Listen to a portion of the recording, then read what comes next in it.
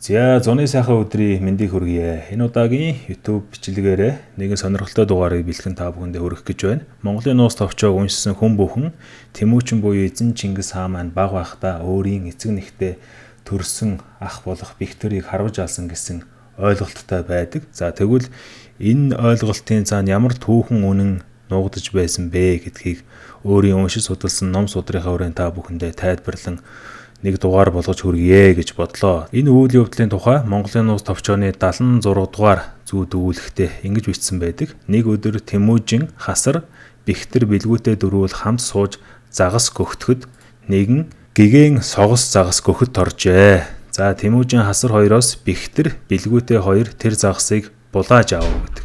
За тэгээ Тэмүүжин хасар хоёр ижидээ ирж болсон явдлыг хэлэхэд өөлөн их ах дүүс та нар хоорондоо эвтэй бай гэх сургаалыг хэлдэг. Тэмүүжин хасар хоёр үл ойшон өгүүлрүүн. За өчигдөр нэг болжмор харваж асныг тэд булааж авсан билээ. Энэ өдөр бас дахин булаа. Ийм бол эдэнтэй хамт яаж амьдрна гэд гэрийн үдийг ширүүн хаяж гарч одов. Бэхтэр довцог дээр 9 шарга морио хариулж суутал Тэмүүжин хойноос хасар өмнөөс нууцаар сумаа онилж хүрэхэд Бэхтэр үзээд өгүүлрүүн.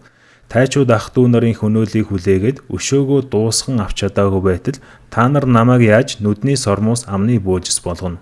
Одоо сүүдрээс өөр нөхөргүй, сүүлнээс өөр ташуургүй байтал юунд ингэж байна та? Голомтыг минь бүү бүрлгэхтүн, бэлгүүтэйг бүү хөнөөхтүн гэд завилан сууж хүлцэв. Тэмүүжин хасар хоёр хойно урдаас харван алж одов. За миний хувьд яг энэ хэсгийг бол 10 жил түүхийн хичээлээр Монголын нуус товчоог анх удаа уншиж үзээд Бэхтэр бол үнэхээр тийм өөрийн ам бие ингээд төвчин сууж хөнөөлгүүлээд за тэгээд дүү бэлгүүтэйг нь амь насыг нөршөөгөөд тийм үйл явдал болж байгаа юм байна да гэж эндээс ойлгосон байдаг. Ер нь бүхэл улсууд энэ Монголын нуус товчооны энэ өгүүлбэрүүдээс болоод түүхэнд Тэмүүчин хасар хоёр бол Бэхтэр ахыгаа харваж алсан гэж бичигдэж яригцаар ирсэн байдаг. За тэгвэл үнэн эрэхтэй энэний цаана юу болсон бэ гэдгийг за энэ нуус товчооны их сурвалж болон өөр олон ном судруудад хэрхэн яаж бичсэн байдаг вэ гэдгийг харьцуулан судлая. За энэ бол зүгээр нэг ах дүүсийн хоорондын муудал цаан биш, гэр бүлийн хэрүүл биш, илүү улс төрийн шинжтэй том асуудал байсан гэдэг нь бол хожим мэдэгддэг. За Монгол товчоон түүхийн тайлалд хамгийн анх удаа энэ тухай асуухад Cowboy уул хамбал ингэж хариулж исэн байна. Тэмүүжин яалаа гэж ахыгаа алах билээ. Бэхтэр бол хүчрхэг хөвгүүн байсан. Тэмүүжин багада төрхөн хөвгүүн байсан. Гэхдээ хоёул их ухаалаг хөвгүүд байсан. Энэ байдал бол тайчуудад таалагддаггүй байсан. Нэг үгээр бол Есүхээ удмаас хан суух магадaltaй нь Бэхтэр Тэмүүчин хоёр байсан ууган хөвгүүд гэдгээрээ. Тэгээд тайчууд тэр хоёр хөвгүүнийг бүрлэхээр шийдэн довтолж Бэхтэрийг алаад Тэмүүжинг боол болгох гэж оролдсон юм аа гэж бичигдсэн байдаг. За тэгвэл өрг тунхаг тамх сударт өвлөн ихийн хэсэг дээр энэ түүх хэрхэн яаж гардаг вэ? За Бэхтэр бол 14 хавартай байсан. Тэмүүчин 13 хавартайд энэ үйл явдал болсон. Нэгэн гарагт Бэхтэр барьсныг нь булааж дүүгээ шоглочход хасар Тэмүүчний харыг малтчихад хээр очиж бие дааж хідэн зурмаа авлаа гэж явж байгаад аюулд орсон шүү. Тайчууд довтлон ирж Бэхтэр минь нөхчөж Тэмүүчин минь олзлогдож хасар минь цохигдож бэлгүүнтэй минь айж ихээ бас зовлон болвэ гэж байгаа. За тэгэхээр энэ үйл явдлыг харахаар энд бол зөвхөн Бэхтэр гэдэг нэг хүн үхээд байгаа хэрэг биш. Тэмүүчин бол олзлогдсон байгаа. Хасар бас цохигдсон үйл явдал болж байгаа. Өөлийн их цааш ингэж өгүүлсэн. Явдлын цаана дараа нь учрыг мэдвэл тайчуудын таргуудаа татарт нэр олохын тулд урд цагийн өснөөс уг гарвал тусдаа гэж. Өмнөх цагийн явдлаас үйл явдал ондоо гэж хөвүүдээр минь барьс болох ёстой болжээ. Иймтээс татаруудаас Исүүхэн хөвүүдээс уг тэгвэл чамд итгэн гэснээс улбаалж хөвүүдийг минь зүдрээсэн аж. Исүүхээ үгүй болсноос хойш чонсын нэр дахинтай унаж, довтлох нь довтолж, зүдчихэн зүдэж, ядахнаа бидэн бод хойгуур нутагтай хол байсан учраас урд ардуудад алтан улсаас дайсан ирж дайжуулсныг зовлонтон ир зовоосныг бидэн мэдсэнгүй ажгуу. Таргуудаа төдий арга саам сэтгэж алтан улсад аргатай байх гэж, хартан улсад хөлтэй байх гэж үрсээр минь өргөн түмнээ хамгаалах гэсэн нь тэр болсон аж. Үүнийг Тэмүүчин хөвөн хан суухад хучир мөнэ надад хэлсэн гэж байгаа. За тэгэхээр тэр цаг үеийн төрийн байдал хэцүү, татартай эв гэрээ муудаад довтлогдох аюултай байсан тул эв гэрээ ихийн тулд өмнө нь хам байсан хүний хүүхдүүдийг нь барьцаа болгон өгөх гэж байсан. Учир шалтгаан бол энд гарч ирж байгаа. За энэ нь бол бүх хүмүүст ашигтай байсан. За нэгдүгээр татааруудад хүссэн зүйлийг нь өгөөд ив гэрээгээ сахичих нь дахиад хэсэгхэн хугацаанд болтугай дайнгүй инх хамглан байна. Одоо улс Монгол ороо гэсэн үг шүү дээ. Хоёрдугаар Исүүхэн хөвүүдээс хан суу худмыг нь тасалчих учраас тайчуудад бол нэн ашигтай. Тийм учраас маш дуртайгаар энийг зөвшөөрсөн юм шиг байлээ. За гуравдугаар дайнал болохгүй бол бүх ард түмэн амгалан инх байхын тулд нийтийн эрх ашигын төлөөгөөд энэ хідэн өнчин хүүнийг алхад бол ямар ч гар зүй байжээ л гэж эндээс ойлгогдож байгаа. Одоо амь насаа өгөөд үрх гэрээ сүйтгүүлээд байж байгаа энэ Исүүхэ баатрын удмын өнчин хөвүүд өөлөн сүчигээл хатан эдгээр улсууд бол мэдээж амьдралын маш том зовлон амь насаа алдсан хэрэг болсон байж таарж байгаа шүү дээ. За ингээд яг энэ өөлөн хатны энэ өгүүлэмжийг одоо бидэнд уламжилж ирсэн Монголын нууц товчуудад харьцуулж үзье. За Дамдын Сүрэнгуайн Кирилл бичигт буулгасан Монголын нууц товчоо дээр болохоор энэ үйл явдлыг хоёр өөр цаг хугацаанд болсон үйл явдал юм шиг ойлгогдохоор бичсэн байдаг. Өөрөөр хэлбэл эхлээд Тэмүүжин Хасар 2 муудалцаад тэр загас булааж муудалцаад тэгээд Бэхтрийг алдаг. За тэгээд тэрнээс хойш тодорхой хугацаа өнгөрч байж байгаад таргуудаа ирж Тэмүүжнийг олзолдог. Ингээ хоёр тусдаа цаг хугацааны хувьд өөр үйл явдал мэтэр бид нар бол ойлгож ирсэн. Тэгж ойлгогддог. Гэтэл яг анхны энэ сонгомол их дээрээ энэ үйл явдал нэг цаг үед болсныг илэрхийлэх үг байдгийг бид нар анзаараагүй орхичихсан байсан. Яг гэвэл тухайн үеийн нөгөө нууц товчооны хил бол орчин цагийн Кирилл бичиг рүү буулгах тодорхой хэмжээний бэрхшээл байсан. Тийм учраас зарим нэг үг үсгийг бол орхитно, эсвэл таана, тийм байх гэж байдлаар бичсэн асуудлууд байсан. Тийм учраас бид нар тэрийг бол өөрсдөө буруу ойлгосон байсан. За сонгомол ихэд яаж байдаг вэ гэхээр 79-р зүйлд нь бол төдий атал тайчуудын таргуудаа хэрэлтуг турхгуудаан удирдах хулих гоожчихгүй, шүлс шивэрчихүү хэмээн ирчихүү гэж байгаа. За энийг болохоор нөгөө Кирилл бичигт буулгасан Дамдын Сүрэнгуай нууц товчооны хөрвүүлэг дээр ингэж бичсэн байгаа. Тэгж байтал гэж байгаа байхгүй. Төдий атал гэдэг үгийг нь тэгж байтал гэж орчуулсан байгаа. Тэгж байтал тайчуудын таргуудаа хэрэлтуг шадар нөхдөө дагуулж хурганы ус гуйжв, төлгөний бие төлжв, өөлний хөвөд тэнхэрвэ гэж довтлохоор ирвэгэд. За тэгэхээр энэ дээр нөгөө төдий атал гэдэг үгийг нь орхисон учраас төдий атал гэдэг үг бол яг тэр цаг мөчид тайчууд ирснийг илтгэх үг юм байна л да. Ер нь бол төд удалгүй гэж яриул цаг хугацаа бага өнгөрснийг ойлгуулдаг. Тэгвэл төдий атал гэвэл тэр үйл явдалтай давхцах шахуу гэсэн утгатай. Ер нь бид нар одоо ч төдөлгүй, төд удалгүй гэд ойрхон болсон үйл явдлуудыг тэгж ярьж байгаа шүү дээ. Ойрхон ч юм уу нэг дор яг л угсраад болж байгаа үйл явдлууд. За тэгээд тэндээс айж өөлөн үжин хөвүүдийн хамт ой шугууд дутаав, бэлгүүтэй мод хугалж шивээ барив, хасар харван байлдаж, хачуун Тэмүүгээ Тэмүүлэн гурвыг уулын завд нууж байхад тайчууд бархиран өгүүлрүүн. Тэмүүжин ахаа гаргаж өг. Бусад чинь хэрэггүй гэхийг сонсоод Тэмүүжнийг сэм оргуулан ой дутаалгаваа гэж бичсэн байна. За нөгөө сонгомол ихтер нь болохоор ахаа Тэмүүчнийг илгээ. Бусдыг тануу хэрэггүй хэмээн уншигдаж гэж бол бичсэн байгаа. Тэгэхээр энд нөгөө Бэхтрийг бас нэхэх ёстой байтал ганцхан Тэмүүжинг тайчууд нэхэд байгаа байхгүй. Тэгээ яагаад Бэхтрийг нэхэхгүй ганцхан ер нь Тэмүүжинг нэхэд байгаа. Яагаад гэвэл Бэхтэр нь өгцөн байгаа байхгүй. Өөрөөр хэлбэл өөрөөсөө Бэхтрийг алчсан гэдгээ энд нэг тал дээр бол хүлээн зөвшөөрч байгаа. Эсвэл Бэхтэр өгсөн гэдгийг ямар нэг байдлаар тайчууд мэдээд байгаа байхгүй. Гэтэл тэр үед өөлөн болон тэр хүүхдүүд яаж амьдарч исэн бэхээр ганц гэрээрээ буснаас нуугдаж, ой тайг бараадаж амьдарч байгаа. За тийм айлын дотоод явдлыг бол одоо өнөөдөр бол тэнгэр дээрээс хиймэл дагуулаар л харж мэдэхгүй бол өөрөөр мэдэх боломжгүй шүү дээ. Эсвэл одоо холоос дурамддаг ч юм уу. Гэтэл тэр үед одоо дурам байсан ч юм уугүй ч юм уу. За эсвэл нөгөө уулан дээрээс тандаж харж байгаад за эднэр бол ахыгаа харваад алчлаа. Одоо хідүүлэг эндүүлээ дайрчихъя гэсэн тийм бас үнэмшилгүй хөлбөрүүд бол гаргаж ирж болж байгаа. Гэхдээ энэ бол тийм үнэмшилтэй, ихтгэл үнэмшилтэй хөлбөрүүд биш. За гэтэл яг бод байдал дээр тэд нар бол ганц гэрээрээ амьдардаг. Өнчин идэ хүүхдүүтэй гэрлүү бол тайчуудын таргуудаа ирж байгаа штэ. Тэгэхээр нэг ганц гэрээрээ амьдардаг айлууд руу бол гадаад руу дайнд ажин хийх гэж байгаа юм шиг тийм олон хоног тандаж туршаад сууж байхгүй нь ойлгомжтой. Тэгэхээр мань тайчууд бол Бэхтрийг өөрсдөө алсан гэдэг нь бол эндээс логикийн өгөр гараад ирж байгаа юм. Хэрвээ Бэхтрийг алаагүй байсан бол та нар Бэхтэр Тэмүүч хоёрыг гаргаж өгөө гэж хашгирна шүү дээ. Гэтэл Бэхтрийг нь алчаа цаана Тэмүүч үлдсэн учраас Тэмүүч ингэ нэхэд байгаа байхгүй юу? Ягаад гэвэл тэр Исүүхэ баатрын удам хан залгах боломжтой тэр хоёр ууган үрийг нь л ер нь олж хороох гээд байна шүү дээ. За тэгвэл энэ Бихтэрийн төрсөн ээж болох Сүчигийн хатны хэсэгт юу гэж тэмдэглэгдсэн байдаг вэ гэхээр за тэр өдөр Бихтэр Тэмүүчин бэлгүүнтэй хасар нар барьснаа булаалдаад уур уцаар болцгоон ихэд муудалцаж энэ голомтоосоо бие биесээ хөөлдөөд гомдож тунаад гологдож хилээд л ижидээ ховлохоор ирвэ гэж.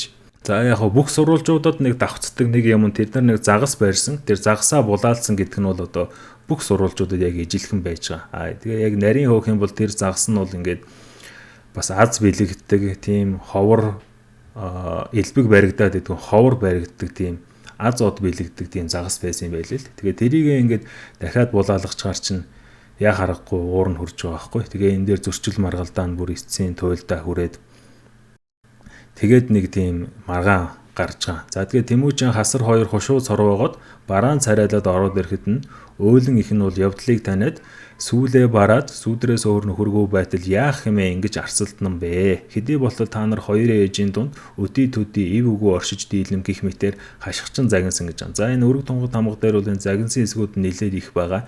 Энийг бол товчилчихсан байгаа. Нуус товчоо дээр ч гэсэн энийг шүлэг байдлаар нэлээд дэлгэрэнгүй битсэн байдаг. За тэгээд тэндээ судалгүй бэлгүүнтэй өвөлж орилсоор гүүгээд ороод ирвэ гэж.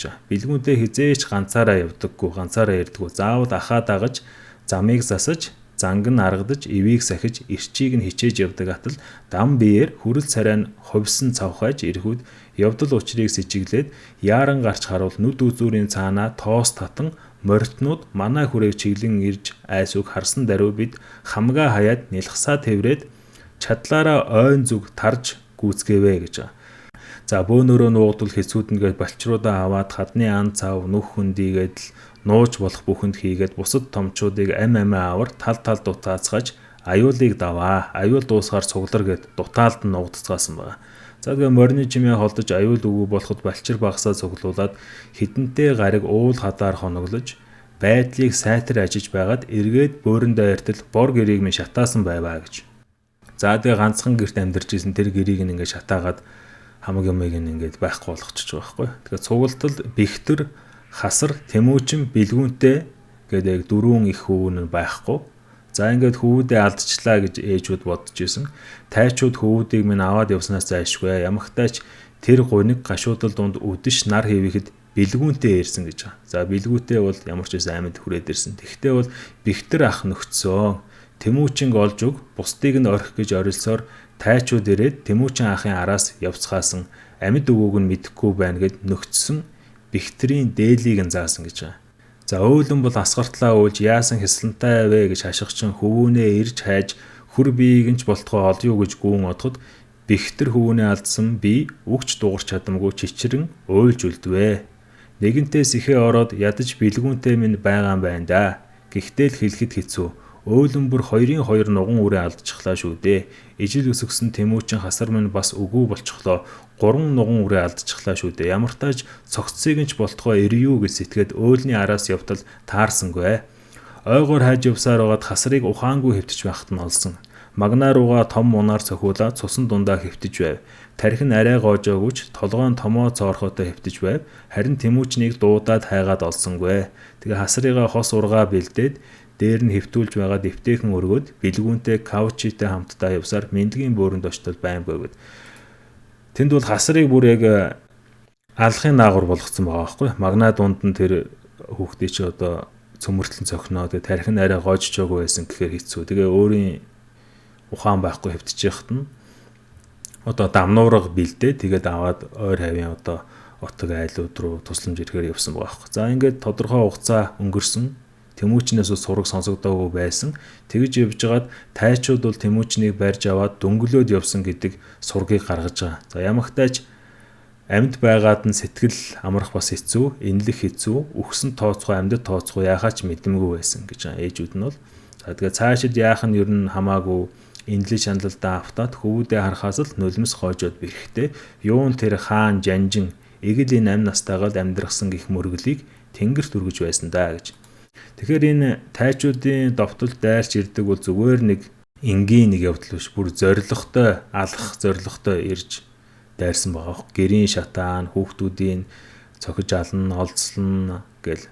За тэгээ энэ өрг тунхан тамга номын Тэмүүчин хааны хэсэгт энэ үйл явдал бас гарч байгаа. За тэр өдөр яг юу болсон бэ гэдгийг хэлж байна л да.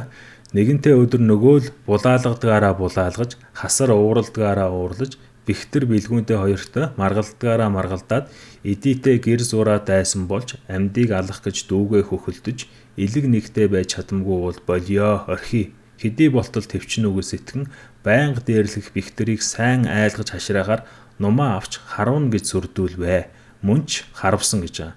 За тэгэхээр энэ болсон явдал дээр бол Тэмүүчний талаас загсаа булаалгаад энэ явдал бол зөндөө олгуудад автгцсан учраас айлгах зорилгоор нумаа авч өгнөсөн байгаа байхгүй. Тэгээ харавсан гэж харвахтаа бол энэ эргүй годил сумаар харавсан гэж Монгол товчонд түүхийн тайлд гардаг. Өөрөөр хэлбэл хүний амь насыг хороох зорилготой биш, ухаан алдуулж барьж авах гэдэг ч юм уу тийм зорилготой аминд халгүй сумаар харавсан байгаа. За харин энд бихтэр ихэд гомдож эцгийг минь алсны дээр намаагч чи хөнөөхийг бодлоо гэж. Эцгийг минь алсан гэдэг нь болохоор нөгөө Исүхэ Баатар чинь олхнууд руу Тэмүүжнийг хүргэн талбиж явахчаад буцаж явах замдаа татаарууд хорлогдоод нас ордог штэ. Тийм учраас миний эцгийн хүүд бол Тэмүүжин буруутай гэдэг ах トゥ угийн хооронд бас тийм маргаан учиг явдал байсан байгаа. За тэгээд ингээд бихтэр ургийг минь бити мөхөөтгвэ. Ахыгаа харуулж чаддаг хатуу сэтгэлтэн авиртан байна чи гэж тэнд гомдлоод биднийг хаяж уйлжгүйвэ гэж байгаа. За тэр намайг арайч харавж чадахгүй гэж бодсон байхаа. Ихэд гомдож уйлаад гүүж одсон доо ах минь. Араас нь бэлгүүнтэй бас явсан. Хасар бид хоёр бихтрийг гомдоосондоо гэмшин түүнийг тайвшраад ирж ижид ховлон биз гэж санаад гэр зураа ирэхэд их минь явдлыг ойлгон хүлцэх ёстой атал хүлцсэнгүүгээд ихэд зэмлэв. Гэвч бихтэр ирсэнгүү. Бэлгүүнтэй ихэд айж уйлчихсан. Гүүж орж иртэл мордын төвөргөөн сонсогдож гэр зураа хэн нэгэн довтлон ирэх дуу дуулдваа. Энд бид сандралдан өргөө гэрээч зэгслэхгүй амьд мэд мултархаар гүйцгээв. Ижид нэлхсаа тэврээд би баг дүүгээ өрөөд хөтлөхийг нь хөтлөөд бурхан алдуун зүг байдаг чадлаараа дутаалдваа. Замдаа ижид дүү балчруудаа нуугаад цааш анхаарлыг нь татаж тэднээс холдуулж гүйсэн гэж. За тэгэхээр нөгөө болсон үйл явдлуудыг л тухайн цаг үед амьдарч байсан олон гэрчүүдээс ингээд сонсоод байж штэ бүгдээрээ. За тэгвэл төрсөн дүүнд болох бэлгүүнтэй бэлгүүтэй гэж олон дурддагдаад явдаг. Би одоо ингээд бэлгүүнтэй гэдэг нэрээр нь ерөөхдөө дуудаа явчихж байгаа. За энэ үйл явдлыг хэрхэн тодолсон бэ? Энэ бол Монгол товчоон түүхийн тайлал сударт дурддагддаг. За тэнд хэлэхдээ бид хоёр бол Тэмүүж яхад хөөгцсөн шүү дээ. Тэгээ сучигэд ээждээ хэлээд дэрээ ав юу гэд гэрийн зүг явцгаасан. Явъя. Тэмүүчин өөлөнг хайж нуй 8 шаргийнхаа дөрвийг аваад энэ гэрээс явъя гэд ирж байсан гэхээр гэр бүлийн бол маш ширүүн маргаанд игдсэн байгаа ш. Нөгөө алдарт 8 шаргаа тал талаар нуугаад мөр мөрөө хөөхтөрөө тулсан байна ах トゥ ус. Яг ийм хэцүү бэрх цаг үед тайчууд бас ирж таарсан байгаа байхгүй. Тэнгэр гэдэг бол энд ёстой тоглоомтой байсан. Цаг хугацааны давцал гэдэг бол үнэхээр хачин таарсан байна тэнд бол. За тэгээ бихтэр сүүл мөшгөж ирж байсан. Ингэтэл хүй хайгээ туурайн төвөргөөн сонсогдоод эргээд хартал бихтрийн зүрхэн тушаа газарт нь мөс зоогдсон байсан. За би орилоод л хурдан зээрдээ унаад гэрлүүгээ чавцсан. Гэр хороогоо бүгдийг нь хаяад л бултаараа нэг морь сундлаад давхсан. Хамаг гэр хогшлоо орхисон. Ам биеэл авч нүцгэн шахуу дутаасан. Тогоо шанах жаамаагүй ийм л өгөл болсон. Тийм учраас ойд очиж шивээ барих болсон юм шүү дээ гэж. За сүчигэл хатны түүхтэр бол явган зүхтааж ойр орсон гэж ярьдаг. Бэлгүүдээ дээр бол ингээд мордоо унсан гэж юм. Тэгэхээр магадгүй яг ой мод руу орохдоо бол мордтой биш явган зүхтаасан хамаагүй дээр учраас мордоо хайсан байж болноо. Тиймэрхүү гаргалаа би ойлгож байгаа. За тэгэхээр энэ бүх яг номыг уншиж хугацаанд бол бихтрийг өгөхөд хамгийн ойр байсан хүн нь бэлгүүнтэй буюу төрсөн дүүн бол таарж байгаа. За мэдээж хэрэг яг амь насыг нь хороосон тайчуудын таргуудын турхаг зэргүүд бас байгаа. За тэр үед бол бихтэр нас биеинд хүрсэн эр хүн шиг тийм том биетэй. За тэгээд өөдөөс нь эсэргүүцэх тэнхээтэй байсан тул тэр зэргүүд бихтрийг тэнд харавчаад дараа нь илтээр цавчиж гүйцээсэн юм болов гэсэн дүр зураг бол надад буусан. Яагаад тэгэхээр өөлөнгийнхээ дурсамжид хээрээс бихтрийнхэн хэвтэх биеийг нь авахд дал мөр нь хуу татарч цавчигдсныг үзээд аанаа тэд тэмцэлдэж хувцас хуйг нь урагдсныг мэдэн хүлцэнгүй буусан бол өршөөх байж дээ. Хүлцэлгүй ихээр аашилж байгаад хөнөөдөж дээ гэдэг нь тодхон гэж бичсэн байдаг. За тэгэхээр бол нэлээд их эсэргүүцэж тэмцсэн байна. За тэгвэл хан хөвөний цурхраан буюу тайчуудын Агаачуу баатрын намтар түүхэнд энэ тухай юу гэж тэмдэглэгдсэнийг одоо хамтдаа олж мэдье. Ингээд тал талаас нь л энэ асуудлыг судлахад ингээд үнэн гэдэг бол бидний өмнө өөрөө тодорхойд ирнэ. За татааруудтай эв гэрээ эвдэрч тэд жадан руу довтлсонд бид цэргээ хуралдуулан хариу довтолж айргууд буйргуу татаарыг мохотгож 9 татаараас 2-ыг нь талахад үлдсэн 7 татаарууд бууж өгч эв барихыг хүсвэ. За цагаан татаарууд бид өн уртын гэрээнд хүрэхийг хүсэмжилнэ. Үүний тулд та ардууд айргууд буйргуу татаарыг өөр зураа болгож автах бай. Бид эсхүү довтлно. Харин биднийг отгоор хүлцэж 7 татаар гэж хүлцэхтэн. 9-өөс 2 аймгаа та нарт бултаар газар нутгаар өгсөв.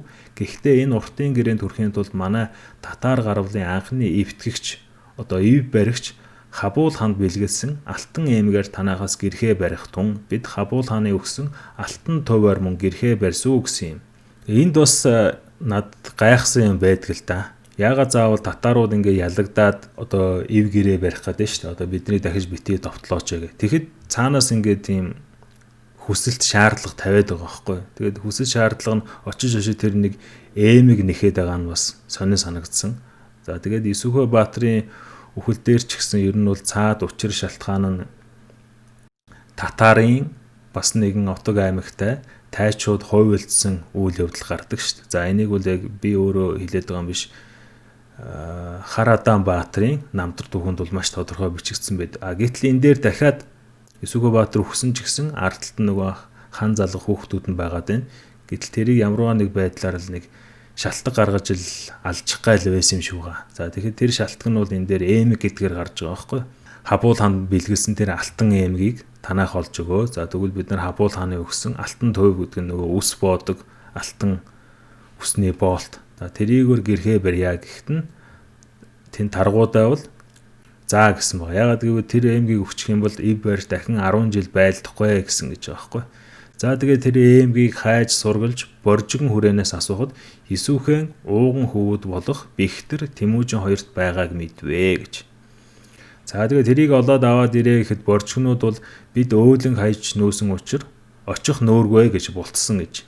За тэгэхэд таргуудаа хэлгэнэж би өөрөө морилсуу гэд Агачуу Бэрх хоёр ах намайг дагалдах тун гэхэд нь өнчин өрхөөр ороход бид дагаж яваад яах юм бэ? Өөрөө өгсөн байгаа. Тэгэхээр таргуудаа бол бас их цэрэг дагуулж явах гэдэг байна. Агачуу гэдэг чинь одоо тэр үед баг хамгийн Монголын бүх цэргийг мэдчихсэн жанжин байж идэг. Тэгэхээр тэр том жанжинаа авч яваад өөрөө бас хамгийн Монголын хан нь байгаад байгаа шүү дээ. Тэгэхээр маш их ач холбогдол өгсөн байгаа.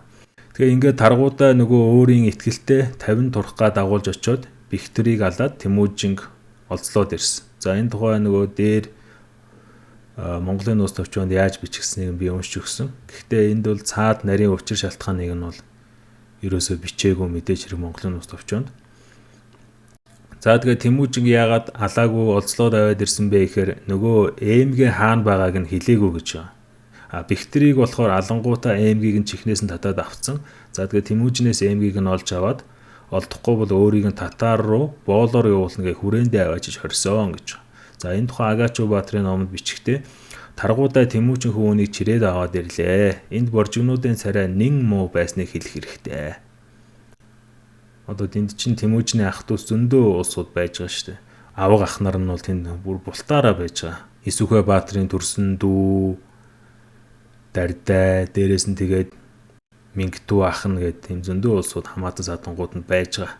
Тэгээд Тэмүүжнийг аваад ирэхээр тэдний царай нилээ ховс хийсэн байна л да.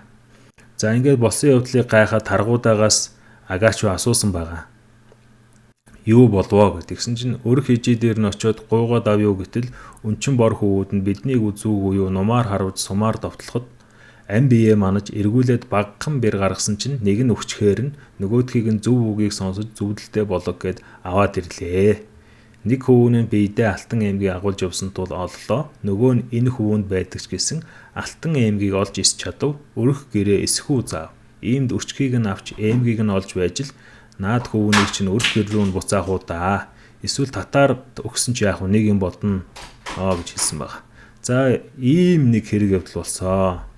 За ер нь ингээ бодоод үзэхэд бол нэг нэр нүртэй хүмүүсийг явуулаад эвээр авч болох байсан зүйл дээр илүү хурдан хийж болох замыг нь таргуудаа сонгосон байгаа байхгүй. Тэгэхээр таргуудаа шин тэр үед бол хамаг Монголын ханы үүргийг гүйцэтгэж байсан хүн. Өөрөөр хэлбэл баг хаан хүн байгаа шүү дээ. Хан хүн байгаа. Тийм хан хүн байж ич өөрөө цэргүүттэйгээ очиж сүр үзүүлж авсан байгаа байхгүй. Турхаг гэдэг нь болохоор яг өөрийн гэсэн хамгийн ойрын, хамгийн ихтгэлтэй үнэнч туршуул зэргүүдийг хэлж байгаа. Тэгээд 20-50 үний бүрэлдэхүүнтэй. За нөгөө талд нь болохоор тэр өнчин хөвүүд бол өсөж томроод 90 цент хүрэх хэмжээндээ очсон. За тэгээд тэмцэх чадвартай болцсон байсан байна л да. За тэгээд бихтэр бол биеэрээ том, суузаал ихтэй, хүний үгэнд ис амар ордог тийм хөвгөн байсан. За тэгээд тиймээс бихтрийг бол тэр даруй бол хороосон байна. За ер нь Исүхэ Баатрын үрс дотроос хамгийн том биетэй хоёр хөвгөн нь бихтэр бэлгүүнтэй байсан. Ер нь Монгол аймаг дотроо нүсэр биетэнд ордог, сойгоогүй морь даадаггүй тийм л бүх биетэй үрс байсан гэж байгаа байхгүй. Ер нь дуртай морио унаад явахд боломжгүй тийм хүнд нүсэр биетэй. Сучигийн хатан бол өөрөө бас байран отгийн хатан, өөрөө том биетэй. Исүхэ Баатараас төө өндөр байсан гэхээр л нэлээ өндөр том биетэй хүн байсан. Удмын тийм биерхүү. Ер нь байран гэдэг хотог чинь тэр жигтэй тийм бүх хүмүүсийг нь ялгаад байгуулсан тийм овор хэмжээ, жин том биетэй улсуудаас бүрддэг хотог шүү дээ. За Тэмүүжин болохоор тэр үед бол бие бага, хүн харахад бол бядан нэгэн байсан учраас олзолж авч явсан. За тэгээд нас биений хэмжээ бядан учир тайчууд барьж авч өндөр тэрэгний цүүнд уйж үзэх аваас хуруу дутаж байсан. Иймээс өсхийг хүлээж даруй алахыг бодоогүй ажээ гэж Монгол товчон түүхийн тайлбарт бол бичсэн байна. За ингээд товч дүгнэлт хий. За нэгдүгээрт Бихтрийн үхэл бол улс төрийн үхэл байсан. Цаад учир шалтгаан нь бол хамаг Монгол татар гэсэн хоёр улс хоорондоо дайн хийхгүй эв барьж инх хамгаалан цаг үеийг үргэлжлүүлэхийн тулд ард түмнийхээ төлөө өмнөх ханыхаа хүүхдүүдээр золиос хийсэн түүхэн үйл явдал байсан. Өөрөөр хэлбэл нийтийн эрх ашигын төлөө нэг хэдэн өнчин хөвүүд бол юу ч биш гэж тухайн үед үзсэн байна. За хоёрдугаарт эрх мэдлийн төлөөх тэмцлийн золиос болсон.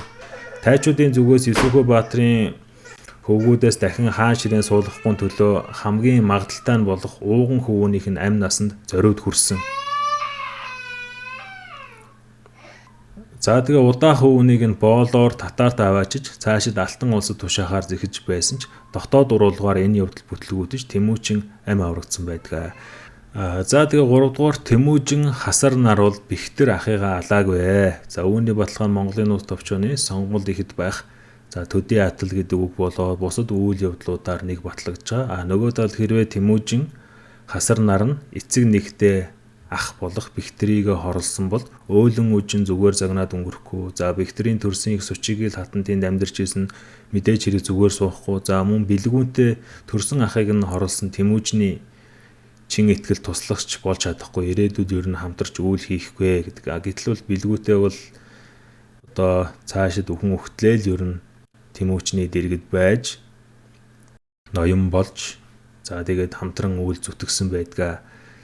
За ингээд Исүхэ Баатрын ууган хөвгүүн Бихтэр бол улс төрийн шалтгаанаар тайчуудад хороогдсон түүхтэйч ар гэр бүл ах дүүс дундаа эвийг сахихын сургаалыг ойлгуулж ард үлдэх отог улсын хувьд бол инх тайван орших эв гэрээг амиа золин байж үлдээсэн түүхтэй.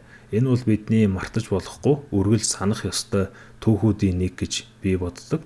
За энэ түүх өөрөө эзэн Чингис хааныг бий болгосон олон түүхүүдийн нэг нь. Эндээс эхэлж ээжийнхэн хормойд эрхэлдэг байсан Тэмүүжин эр болж энэ түмний хам болох ёстой гэсэн ухаарлагч бас дотроо тээж эхэлдэг.